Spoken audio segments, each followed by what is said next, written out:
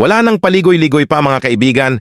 Sa video na ito, tutuklasin natin kung ano to ang pinakamagandang access point antenna sa piso Wi-Fi para dumami man lang ang income natin.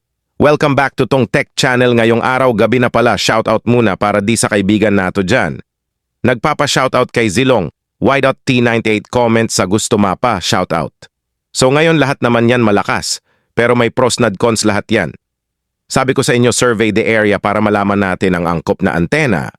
Bago ka maglagay ng piso Wi-Fi sa iyong lugar, mahalaga na magkaroon muna ng pagsusuri ng area para makapili ng pinakamagandang access point.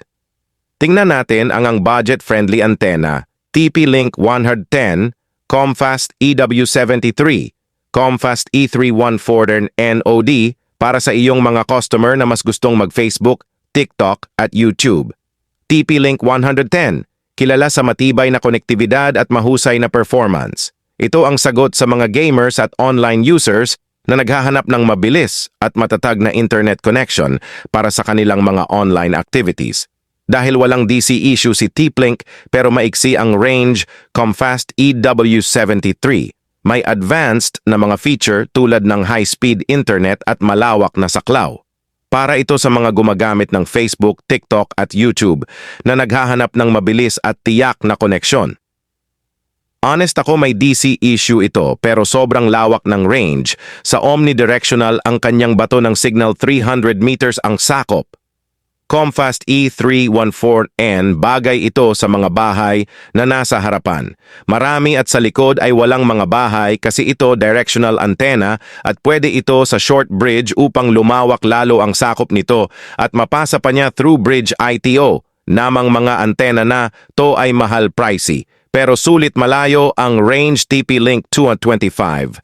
Kung mayroon kang budget, ang TP-Link 225 ay nagbibigay ng malawak na saklaw at mataas na kalidad na konektibidad.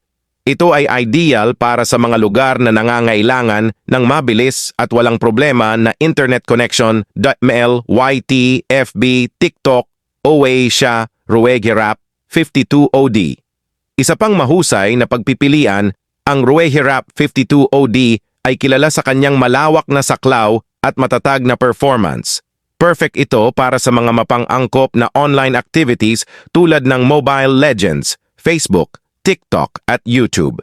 Pumili ng access point na pinakabagay sa iyong pangangailangan at budget. Siguraduhing handa ang iyong piso Wi-Fi para sa anumang online activities. Kung mayroon kang iba pang katanungan o ay shoutout, huwag kang mag-atubiling mag-comment sa baba, sabihin sa akin.